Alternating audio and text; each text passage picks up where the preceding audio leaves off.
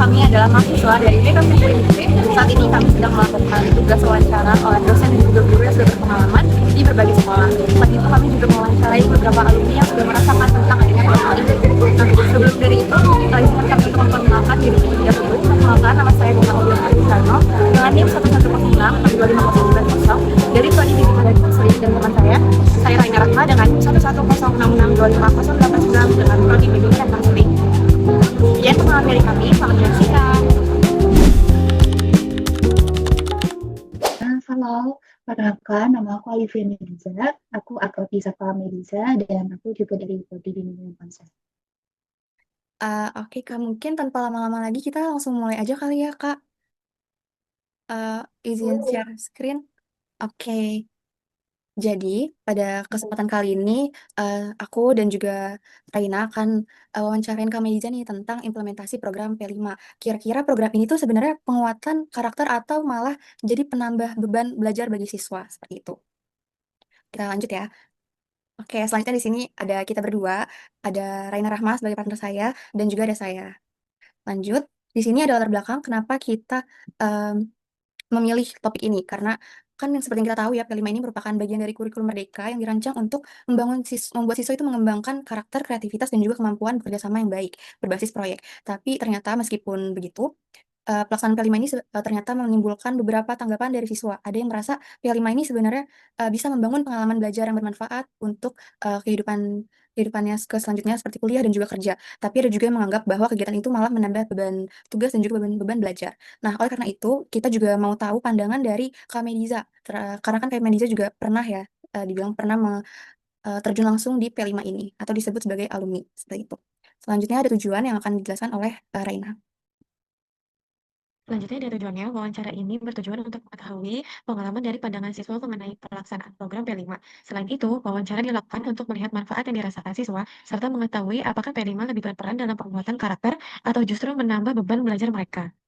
Oke, kita langsung aja lanjut ke pertanyaan pertama ya. Mulai di next. Pertanyaan pertama itu, selama mengikuti P5, apakah kegiatan tersebut membantu atau justru malah mengganggu proses belajar dan pemahaman materi pembelajaran? Bisa diceritakan pengaruhnya terhadap pembagian waktu belajar dan hasil belajar yang Anda rasakan. Mungkin boleh langsung dijawab oleh Kakak Melisa. Ini, makasih ya Kak Alu dan Kak Reina. Jujur ini materinya sangat luar biasa ya. Saya sendiri merasa jadi refleksi setelah diberikan pertanyaan seperti ini, terutama mengenai pertanyaan pertama ya. Sebagai angkatan pertama yang ikut P5, menurut saya P5 ini itu mengganggu jalannya pembelajaran secara akademik. Tidak mengganggu dalam konteks yang sangat besar atau sangat signifikan, tapi cukup memberikan masa adaptasi yang lama bagi saya sendiri, terutama untuk mencerna situasi mengenai pembagian kelompok dan pembagian waktu. Untuk pemahaman materi pembelajaran saya tetap sama, karena pada saat pembelajaran dilaksanakan, itu P5 ditaruh di akhir. Jadi dari jam 7 sampai jam 3, misalkan kita full day, dari jam 1 sampai jam 12 itu kita belajar, jam 12 sampai jam 3-nya baru kita project. Nah, menurut saya itu pembagian yang cukup efektif ya buat saya. Jadi tidak terlalu mengganggu banget ya. Dan untuk pembagian waktu saya sendiri, karena dari SMP saya sudah OSIS dan bergelut di berbagai organisasi, jadi ketika uh, dapat aspek P5 seperti ini, itu tidak yang terlalu ribet bagi waktunya atau tidak terlalu sulit bagi waktunya, karena dari pengalaman saya itu sudah sempat saya tekuni gitu. Dan P5 ini kan enaknya tuh dia masih di dalam jam sekolah ya. Jadi kita masih terarah untuk melaksanakan pembelajarannya, untuk melaksanakan programnya. Kalau kegiatan organisasi kan dia biasanya di luar jam sekolah, jadi kita harus curi-curi waktu gitu. Jadi so far memang pada saat awal adaptasi menurut saya ini cukup mengganggu, tapi lama-kelamaan ini mulai saya terapkan juga dalam pembagian waktu saya pada saat masa SMA, jadi sudah mulai beradaptasi dengan baik. Dan untuk hasil akademik saya tidak ada yang berubah secara drastis maupun menurun maupun naik, nggak ada yang berubah secara drastis karena sudah tertata dengan baik saya rasa dengan diri saya sendiri dan nggak ada miss materi pembelajaran yang saya rasakan. Oh, jadi itu sebenarnya P5 ini tetap ada mengganggunya gitu ya, Kak Melisa. Tapi mungkin dari dulu karena Kak Mediza ini udah sering ngejalanin dari SMP, udah ada kegiatan OSIS gitu-gitu, udah sering ada kegiatan gitu, jadi Kak Mediza sendiri merasa bisa deh buat manage waktunya gitu. Karena emang sebelumnya Kak Mediza ini aktif dalam sekolah, jadi nggak ngerasa terganggu gitu ya Kak. Ya, Betul banget Karina. ya mungkin langsung lanjut pertanyaan kedua aja ya Kak Aul.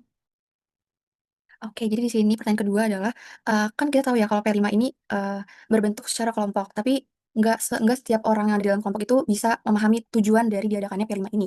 Nah, kadang tuh ada orang yang nganggap kalau misalkan, P5 ini cuma, ya dia ikutin aja sesuai alurnya karena emang, menjadi kewajiban dia untuk memenuhi nilai gitu, untuk dia bisa lulus dari soal itu. Jadi menurut, Kak Meliza yang pernah, turun langsung di lapangan, yang pernah merasakan proyek P5 ini, menurut, Kak Meliza, apakah pelaksanaan P5 ini tuh sebenarnya cukup efektif bagi setiap individu atau setiap siswa untuk memahami tujuan dari kegiatan tersebut? Karena kan nggak semua orang yang ada di setiap kelompok itu bisa paham dan mmm, bisa menerapkan di kehidupannya sehari-hari, seperti itu. Oke, terima kasih Kak Awi.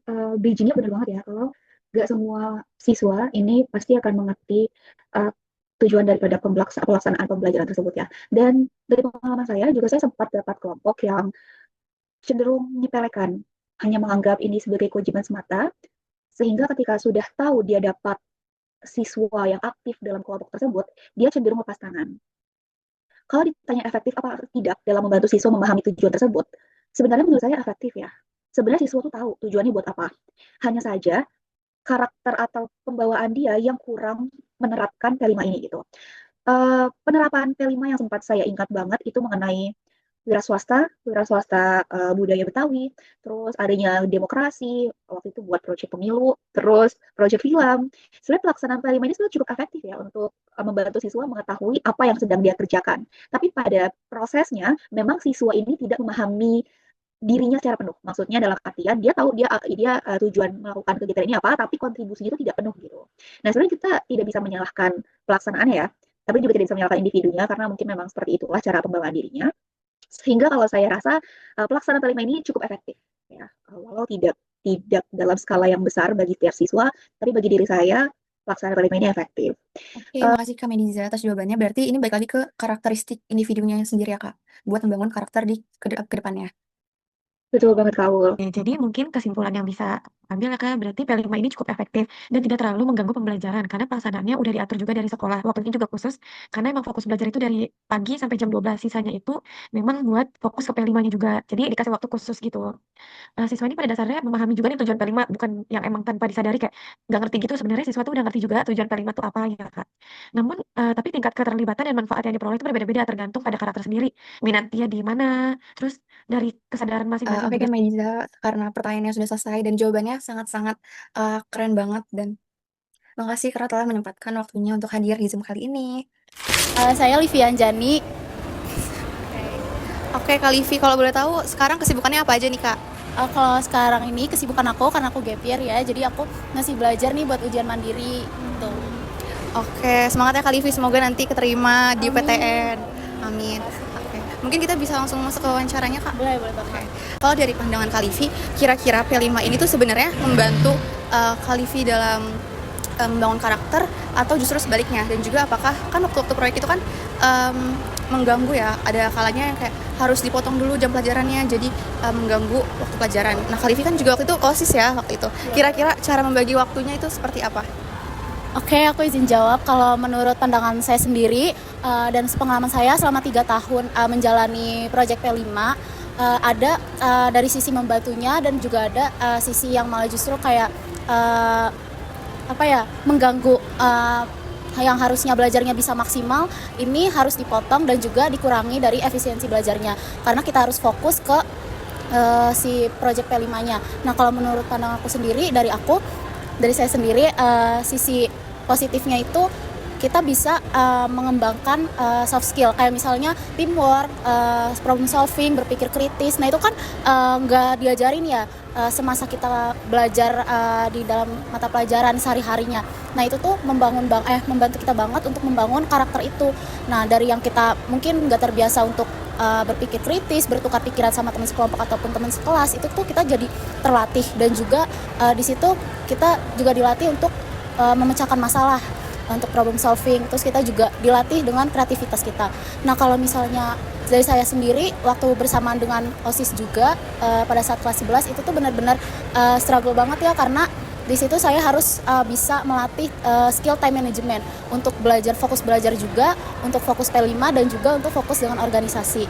Nah, kalau misalnya mengganggu udah pasti dibilang iya, cuman dari kitanya sendiri balik lagi bagaimana kita bisa mengatur time management kita, mana yang bisa dikerjakan terlebih dahulu, mana yang enggak. Nah kalau menurut aku P5 ini efektif atau enggak setelah aku 3 tahun bersama dengan P5 itu menurut aku efektif banget, karena dari situ mungkin aku juga bisa lebih mengembangkan karakter di soft skill aku, misal kayak tadi kreativitas, terus juga public speaking, karena kan bakal ada kayak presentasi ya, terus juga ada bakalan pameran, dan itu tuh kita butuh yang namanya skill kepercayaan diri juga, terus juga butuh yang namanya berpikir kritis untuk menghadapi struggle-struggle dan juga kesulitan pada saat proses mengerjakan P5 gitu.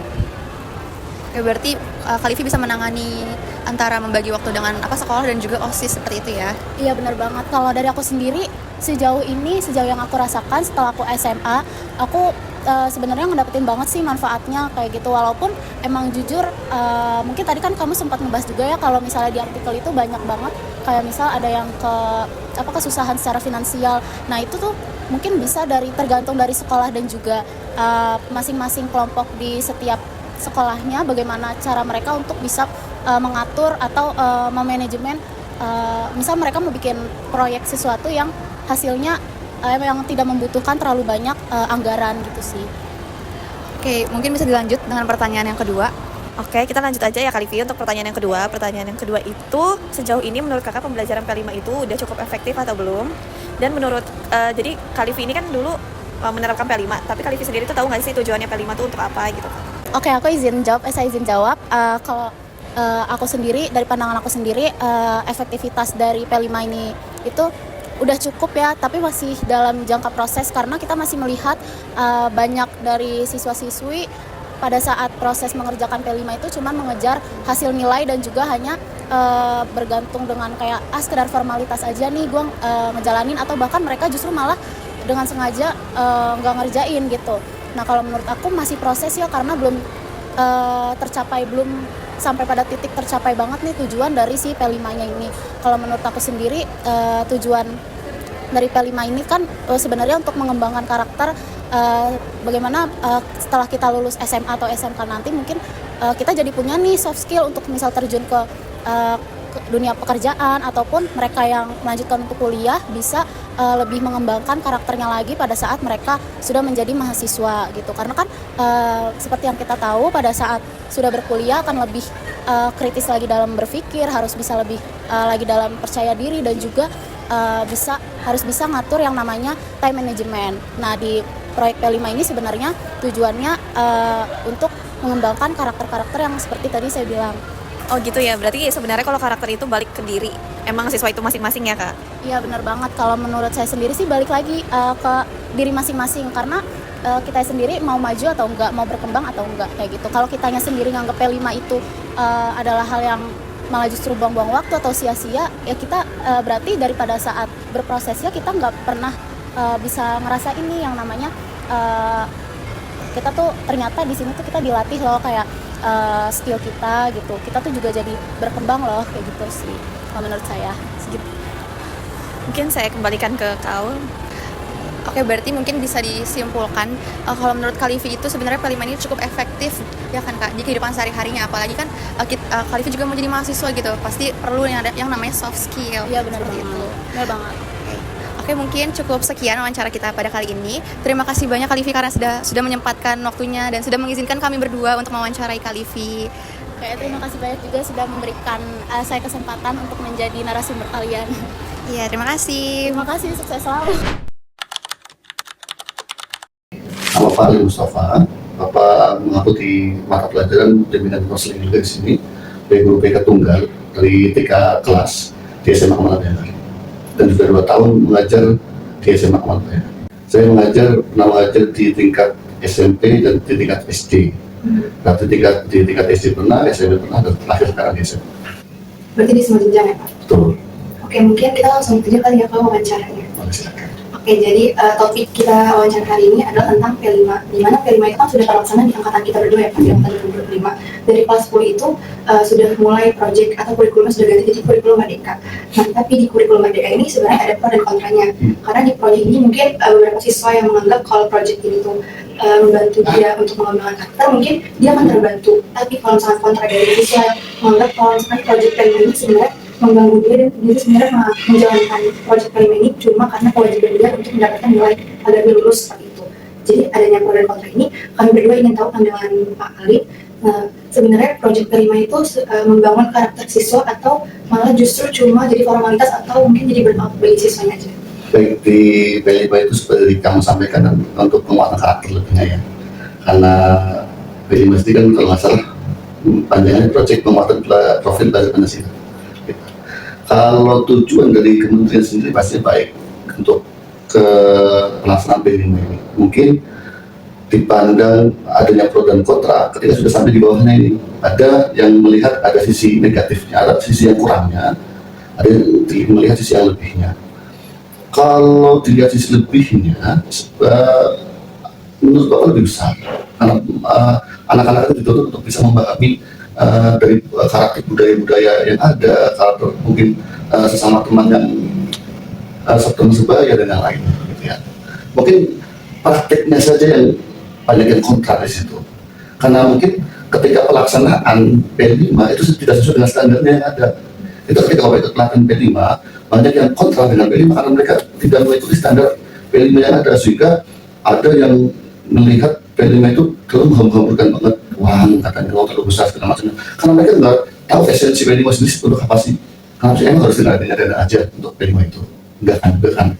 Artinya ketika pelaksanaan di bawah ini yang mungkin kadang kurang pas dengan standar P5 yang ada di kementerian. Itu seperti itu. Untuk dampaknya ke karakter, pasti dampak banget ke karakter anak. Kalau kita pengen tahu kan kadang masing-masing siswa itu dia untuk dirinya sendiri belum bisa memahami karakter dia, apalagi bisa memahami karakter yang lain. Tapi dengan P5 setidaknya mereka bisa belajar dengan literasi, dengan yang literasi yang ada, dengan mereka mencari informasi-informasi yang ada, mereka sendiri akan tahu materi itu. Dan untuk jadi bahan pertimbangan buat anak itu sendiri. Itu mungkin seperti itu. Tapi kan tadi Bapak nyebutin kalau Bapak BK Tunggal ya, berarti sendiri menangani berapa? 3 angkatan. 3 angkatan itu berapa siswa Pak? Kalau satu angkatan itu sekitar 150-an dikali 3. 400 gitu. Pas tahun kita berdua itu kira-kira ada yang berkeluh ke Bapak atau enggak? Iya, pasti ada. Apalagi masalah waktu dan segala macam. Karena mungkin pelaksanaan saya lagi pelaksanaan ini pun saya tanyakan ketika saya ikut pelatihan P5 di Jaksel, ya seperti itu. Karena pelaksanaannya, implementasinya aja kurang. Berarti sebenarnya sudah bagus, cuma cara mengaplikasikannya itu mungkin bisa dilanjut ke pertanyaan selanjutnya. Oke, sebagai pertanyaan selanjutnya Pak, kita aja. Jadi kan P5 ini kalau misalnya di sekolah-sekolah kan di waktu akhir ya Pak, dari selesai sholat zuhur sampai jam pulang. Nah biasanya itu kan harusnya belajar itu dari jam 1 sampai jam 3, jadi jam belajarnya kepotong nih. Jadi baca menjadi jam 1 sampai jam 12, jam 1 sampai jam 3-nya ini jadi kepotong project. Nah kalau misalnya gitu ada keluh kesah dari gurunya nggak Pak? Atau kayak harusnya targetnya minggu ini tuh pembelajarannya sampai sini, tapi karena diganti P5 jadi kepotong.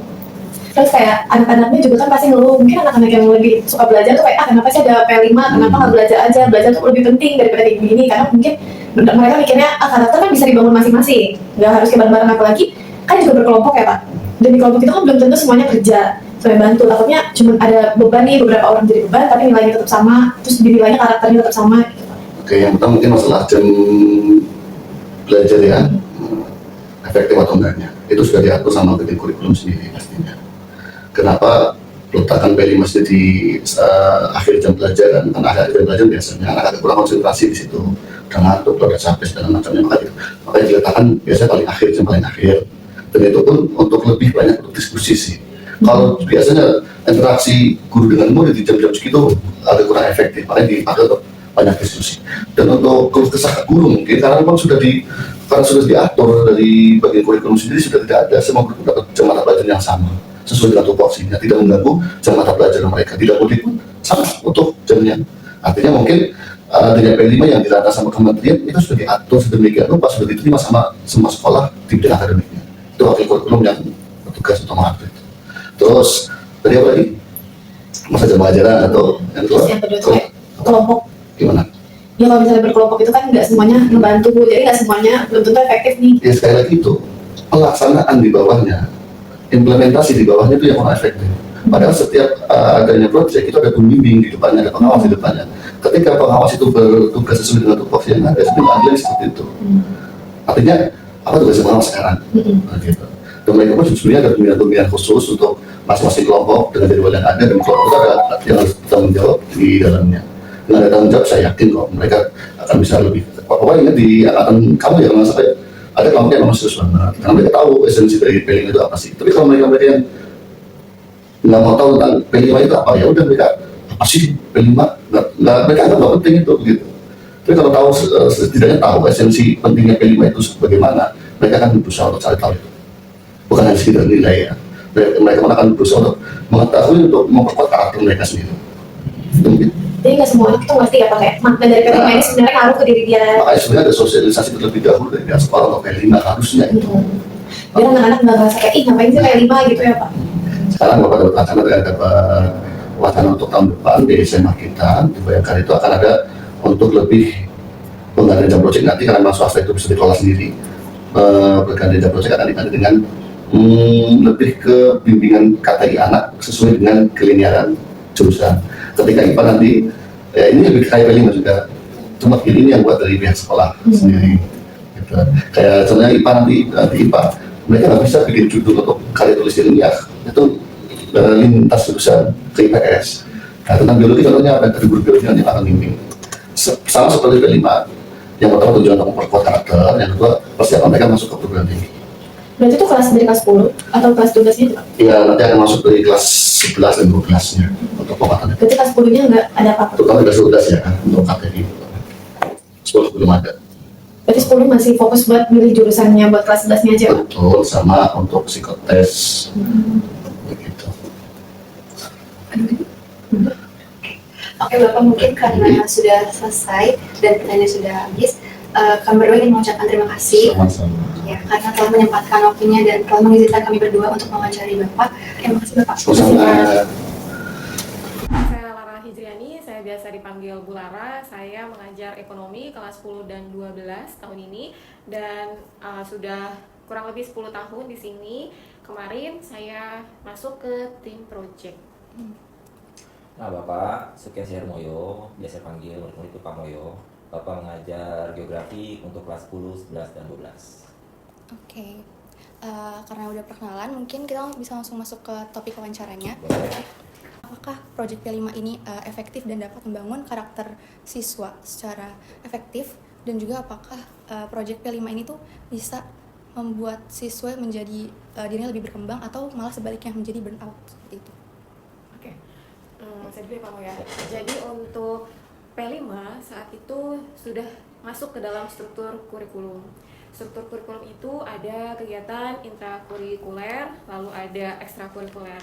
P5 termasuk di kegiatan intrakurikuler. Tentunya ada jam mata pelajarannya, ada alokasi waktunya. Dan bagi Bapak Ibu guru yang mengajar pelajaran tertentu dengan ada alokasi P5-nya, maka wajib untuk memberikan proyek P5 ini kepada siswa-siswinya. Di SMA 62, langkah yang kami lakukan saat itu, yang pertama kita membuat namanya tim project. Tim project ini diawali dengan rapat koordinasi membahas tentang kegiatan P5. Dimulai dengan menyusun modul P5. Ya, modul P5 itu sesuai dengan temanya. Jadi ada modul tema 1 sampai kemarin yang Naila dan kawan-kawan ikuti ada 7 ya, 7 tema. Lalu ketika sudah ada susunan modulnya, di mana isi modulnya itu dari latar belakang, lalu ada tujuan, ada kegiatannya, ada lembar kerjanya, serta lampiran penilaian dan lain-lain. Lalu dieksekusi bahasanya atau diaplikasikan. Diaplikasikan, memang aplikasikannya itu adalah koordinator lapangan. Siapa koordinator lapangannya? Ya salah satunya adalah Pak Moyo. Nanti Pak Moyo akan jelaskan lebih detailnya bagaimana proses aplikasi di lapangan gitu. Nah, lalu ketika sudah diaplikasikan, ada penilaian, ada refleksi, asesmen dulu, baru ada refleksi, dan yang terakhir terbentuk pameran. Semua itu didokumentasikan dan menurut saya pasti bermanfaat baik buat siswa, guru, dan TU, atau justru kita melibatkan orang tua ya Pak saat itu, orang tua, stakeholder lah semuanya, sampai ke kantin dan seterusnya. Nah, untuk lebih paham terkait aplikasi di lapangan itu kita tanyakan saja ke Pak Moyo ya. Ya silakan Pak Moyo. Ya, untuk P5 sebenarnya tidak semua sekolah di awal pemerintah menerapkan P5, belum semua sekolah untuk menerapkan itu tahun pertama. Tapi 62 sudah berani untuk ikut. Kenapa? Karena pada dasarnya P5 itu sudah ada dasarnya di semua sekolah. Semua sekolah sudah memiliki P5 sebenarnya. Hanya tinggal bagaimana mengakomodir kegiatan itu sesuai dengan nilai-nilai sekolahnya. Karena setiap sekolah akan berbeda-beda. Ada sekolah yang tidak pakai pameran, nggak masalah. Kemampuan seperti apa? Alhamdulillah, 7 kegiatan proyek di 62, 7-7-nya terlaksana dengan baik. Bahkan Naila adalah angkatan pertama yang disebut sebagai pemodelan P5. Karena ketika kelas 11, kelas 12 akan mendampingi adik-adik kelas 10 dan kelas 11, luar biasa malah. Terus tadi ada pro dan kontra. Sepertinya bukan hanya P5 aja. Semua kegiatan apapun di sekolah pasti ada pro dan kontranya. Itu sudah wajar. Kalau tingkat keberhasilannya, Pak rasa 90%, bahkan 96% untuk keberhasilan P5 di 62 ya, khususnya ya. Kenapa? Untuk yang pro, semua harusnya pro di 62, seharusnya. Kalau kontra pun hanya beberapa siswa. Dalam hal seperti ini kontranya. Pak, kemampuan kita untuk penampilan tidak sebagus yang ini. Benar, makanya kita memiliki penilaian yang grade-nya berbeda-beda. Dan Bu Lara sebagai tim kurikulum sudah menyiapkan grade untuk penilaian semuanya tidak sama rata, ada grade-nya. Untuk yang pro tadi, sejauh mana di 62, Allah kamu rasa keberhasilannya itu sangat luar biasa di 62. Bayangkan, dari kelas 10 sampai kelas 12, angkatan Nela adalah angkatan yang proyeknya itu luar biasa. 3, 2, 3, dan 1 Ibu Lara ya. Dan itu pamerannya selalu luar biasa. Bahkan Nela merasakan sendiri dong. Ketika ada tentang budaya Betawi, sampai kita harus menyewakan tempat yang gratis dicari Jakarta, dan anak-anak disuruh untuk memamerkan tentang budaya Jakarta. Itu masuk dari kelas, waktu itu kelas 11 kalau nggak salah ya. Nah kelas 11, kelas 10 dan 11, 12 tidak ikut serta karena belum diajak untuk P5 kelas 12-nya. Dan sebagai pengarah di kelas 10-nya, kelas 11 itu mampu untuk mengajak peran serta dari kelas 10-nya untuk ikut bersama-sama dalam mensukseskan proyeknya. Apakah semuanya dengan butuh dana, Pak? Tidak. Ada juga yang kita proyeknya itu tentang menanam. Mereka diajarkan menanam di rumah, ya, dipraktekkan pun di sekolah. Ada juga tentang demokrasi, yang mana mereka sudah melakukan demokrasi dari kelas 10, 11, 12. Kenapa? Dalam pembentukan pengurus OSIS. Artinya, untuk pro dan kontra tadi, untuk 62, sepertinya kalau kita anggap ada pro dan kontra, dan tingkat keberhasilannya 90-90%. Ya, hanya 5% saja. Dan itu luar biasanya, di 95 tadi, bahkan ada anak yang, kalau kita sebut ABK ya, kalau inklusi ya, itu peran sertanya ikut dalam kegiatan itu sampai 100%. Luar biasa di 62. Jadi itu yang saya sampaikan, ketika proyek di 62, insya Allah keberhasilannya seperti itu. Ya mungkin dalam kegiatan P5, tidak semua sekolah bisa melaksanakan dan sama dengan 62. Artinya permodelan P5 ini bisa jadi mungkin sekolah lain pro-nya berapa, kontra berapa, karena masing-masing sekolah memiliki ciri khas dan kemampuan yang berbeda-beda. Tapi insya Allah dengan 2 keberhasilannya 90-100%. Kalau untuk administrasi awal-awal itu kan katanya sempat guru tuh sempat bingung gitu kan Pak. Kalau waktu itu saya baca artikel, guru sempat bingung tentang administrasi P5 karena kan dari 2013 ke kurikulum Merdeka. Jadi administrasinya itu berbeda. Kira-kira dari Bapak Ibu apakah merasakan juga struggle? Kalau ditanya untuk administrasi, jujur kita kesulitan ya waktu itu ya.